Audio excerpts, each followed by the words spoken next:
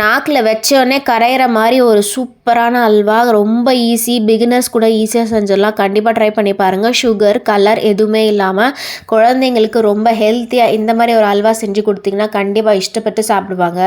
அதுக்கு முன்னாடி சேனலுக்கு ஃபஸ்ட் டைம் வரீங்கன்னா ப்ளீஸ் சப்ஸ்கிரைப் பண்ணிவிட்டு பாருங்கள். இப்போ பார்த்தீங்கன்னா 1.5 கப்பு வந்து கோதுமை மாவு எடுத்திருக்கேன். அது கூட 3 ஏலக்காயோட விதைகள் ஆட் பண்ணிக்கிட்டேன். அது கூட பார்த்திங்கன்னா கார்ன்ஃப்ளவர், அதாவது சோளா மாவு வந்து 1/4 கப்பு ஆட் பண்ணியிருக்கேன். கூட வந்து ஒரு சிட்டிகை மட்டும் சால்ட் ஆட் பண்ணியிருக்கேன், அந்த ஸ்வீட்னஸ் வந்து என்ஹான்ஸ் பண்ணுறதுக்காக. இப்போ பார்த்திங்கன்னா 2 கப்பு வந்து திக்கான தேங்காய் பால் எடுத்திருக்கேன். அதாவது ஒரு முடி தேங்காவை நல்லா கட் பண்ணிவிட்டு மிக்சி ஜாரில் தேங்காய் வந்து நல்லா அரைச்சி பால் மட்டும் 2 கப்பு திக்காக எடுத்திருக்கேன். 1 கப்பு தண்ணீர் எடுத்துக்கிட்டேன். எல்லாத்தையும் போட்டு நல்லா கட்டி இல்லாத மாதிரி கரைச்சிக்கோங்க.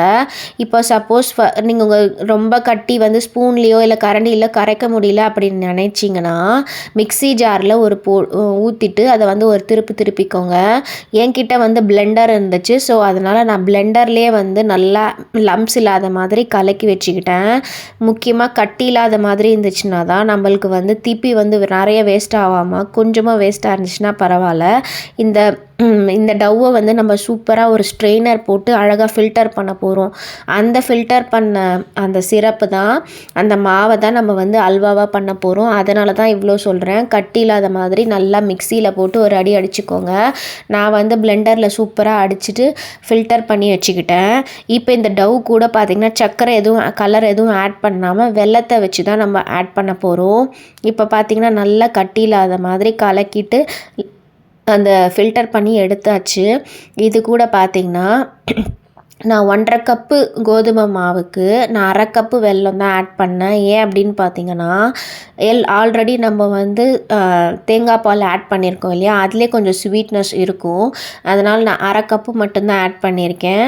உங்கள் தேங்காய் எப்படி இருக்கோ அந்த மாதிரி நீங்கள் வந்து மிதமான டேஸ்ட்டு ஸ்வீட்னஸ் இருக்கணும்னா 1/2 கப்பு ஆட் பண்ணிக்கோங்க, கரெக்டாக இருக்கும். இல்லை ஸ்வீட் நல்லா சாப்பிட்றீங்க அப்படின்னு நினச்சிங்கன்னா 3/4 கப்பு ஆட் பண்ணிக்கோங்க. எனக்கு வந்து 1/2 கப்பே கரெக்டாக இருந்துச்சு. இப்போ பார்த்திங்கன்னா 1/2 கப்பு வெல்லத்துக்கு 1/4 கப்பு தண்ணீர் போட்டு ஜஸ்ட் மெல்ட் பண்ணி ஃபில்டர் பண்ணி வச்சுக்கிட்டேன். முக்கியமாக ஃப்ளேம் வந்து இது வரைக்கும் நான் ஆன் பண்ணல. இப்போ இந்த வெல்லம் சிரப்பு வந்து ஆட் பண்ணிவிட்டு அது கூட 2 டீஸ்பூன் நெய் ஃபஸ்ட்டு ஆட் பண்ணியிருக்கேன். இப்போ ஃப்ளேமை வந்து ஆன் பண்ணியிருக்கேன். ஆன் பண்ணிவிட்டு கொஞ்சம் கொஞ்சமாக ஸ்லோ ஃப்ளேமில், அதாவது மீடியம் ஃப்ளேமில் வச்சுட்டு கலக்கிட்டே வாங்க. இதுதான் ஃபஸ்ட்டு ஸ்டேஜு. எல்லாத்தையும் ஈவனாக வந்து சூப்பராக மிக்ஸ் ஆகிட்டே வரும். இப்போ பார்த்திங்கன்னா கட்டி கொஞ்சம் கொஞ்சமாக ஃபார்ம் ஆகும். கொஞ்சம் ஹீட் நம்ம வைக்கும்போது இப்போ வந்து மீடியம் ஃப்ளேமில் வச்சு நம்ம கலக்கிட்டே வரும்போது இதுதான் ஆக்சுவலி ஃபஸ்ட்டு ஸ்டேஜ். இது கூட அகெயின் வந்து ஒரு டீஸ்பூன் நெய், இப்போ வந்து 3 டீஸ்பூன் நெய் டோட்டலாக இது வரைக்கும் ஆட் பண்ணியிருக்கோம். இப்போ கட்டி இல்லாத மாதிரி நீங்கள் கலக்கிட்டே வரும்போது இது பாருங்கள் கொஞ்சம் கொஞ்சமாக கட்டி வருது கொஞ்சம் கொஞ்சமாக. இது வந்து செகண்ட் ஸ்டேஜு.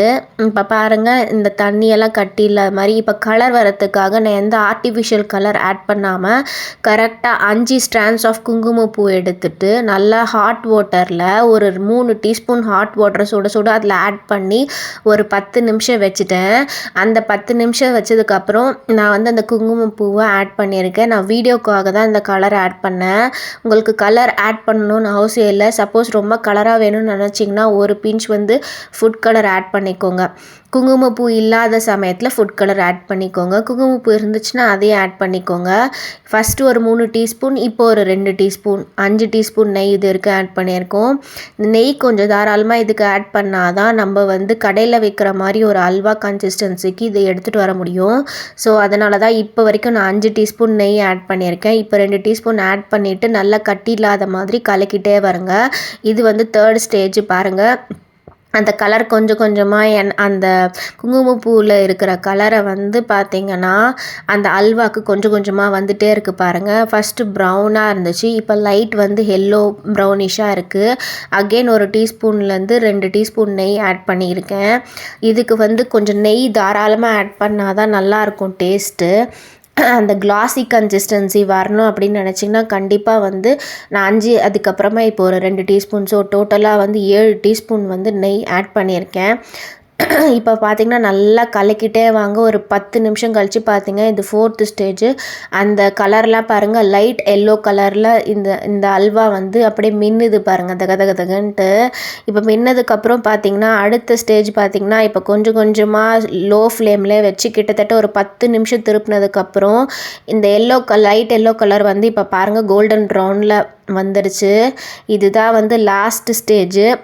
கிட்டத்தட்ட ஒரு 10 நிமிஷம் மட்டுமே கலக்கிட்டே இருந்துச்சிங்கன்னா உங்களுக்கு இந்த மாதிரி சூப்பராக பதம் வந்துடும். பேன்லேருந்து ஒட்டாமல் வரும். அது பாருங்கள் இப்போ தான் பேன்லேருந்து ஒட்டாமல் வருது. அதுதான் கரெக்டான பதம். க்ளாஸியாக கூட இருங்க பாருங்கள். இப்போ பார்த்தீங்கன்னா பட்டர் ஷீட் உங்ககிட்ட இல்லைன்னா பரவாயில்ல, பிளேட்லேயே நெய் தடவிட்டு அதை கூட ரிவர்ஸ் பண்ணிக்கலாம். இப்போ பாருங்கள் இப்படி வச்சோடனே பாருங்கள் பேன்லேருந்து அழகாக மடிப்பாக ஒட்டாமல் சூப்பராக வந்துடுச்சு. இப்போ பிளேட்லேருந்து வந்ததுக்கப்புறம் பார்த்தீங்கன்னா 4 பக்கம் திருப்பி வச்சுக்கோங்க. 4 பக்கம் 4 கார்னர்ஸ் வந்து பார்த்திங்கன்னா உங்களுக்கு வந்து அந்த 4 பக்கம் ஷேப்பாக வரணும் அப்படின்னு சொல்லிட்டு 4 பக்கம் எட்ஜஸை வந்து நான் கரெக்டாக வந்து திருப்பி எடுத்து வச்சுருக்கேன் பாருங்கள். அதுக்கப்புறமா ஒரு 1.5 மணி நேரம் வந்து அப்படியே ரெஸ்ட் விட்டுருங்க. 1.5 மணி நேரத்துலேருந்து 2 மணி நேரம் ரெஸ்ட் விட்டுருங்க. ஆக்சுவலி எனக்கு 1.5 மணி நேரத்துலேயே வந்து பீஸ் போடும்போது கரெக்டாக வந்துருச்சு. 1.5 மணி நேரம் கழித்து பார்த்தீங்கன்னா இது கூட வந்து பார்த்திங்கன்னா பாதாம் சாப் பண்ணதை வந்து ஆட் பண்ணிக்கோங்க. இந்த 1.5 மணி நேரத்துக்கு முன்னாடி ஆட் பண்ணுங்கள், நான் சொல்ல மறந்துட்டேன். சாப் பண்ண பாதாம் அப்படி இல்லைன்னா சாப் பண்ண கேஷ்யூ ஆட் பண்ணிவிட்டு இப்படி கொஞ்சம் லைட்டாக அதில் ப்ளக் பண்ணி விடுங்க. இதில் ஒரே ஒரு தப்பு தான் பண்ணேன். என்னன்னு பார்த்தீங்கன்னா நீங்கள் ரிவர்ஸில் கீழே வச்சுட்டு அதுக்கு மேலே வந்து நீங்கள் இந்த அல்வாவை ஊற்றும் போது இது வந்து மேலே அந்த பாதாம் பருப்பு வராமல் இருக்கும். நான் வந்து என்ன பண்ணிட்டேன், மேலே போட்டதுனால நம்ம சாப்பிடும்போது கொஞ்சம் கொஞ்சமாக அப்படி வெளியே வந்துடுற மாதிரி இருந்துச்சு அந்த பாதாம் பருப்பு. நீங்கள் செய்யும்போது என்ன பண்ணுறீங்கன்னா நீங்கள் வந்து பட்டர் ஷீட்டில் பாதாம் பருப்பை ஆட் பண்ணிவிட்டு அதுக்கு மேலே அல்வா ஊற்றுங்க. அப்போ வந்து நீங்கள் திருப்பும்போது ரிவர்ஸ் பண்ணும்போது கரெக்டாக அந்த அல்வாவில் வந்து இந்த பாதாம் பருப்பு அழகாக ஒட்டியிருக்கும். நீங்கள் டேஸ்ட் பண்ணும்போதும் இது வந்து கட் பண்ணும்போது பாருங்கள் எவ்வளோ சூப்பராக வந்து கரெக்டாக வந்துடுச்சு பீஸாக அழகாக. அதுக்கப்புறமா இதை கட் பண்ணிவிட்டு இதை நல்லா ஆற விட்டுட்டு அதுக்கப்புறம் ஏர்டைட் கண்டெய்னரில் போட்டு வைங்க.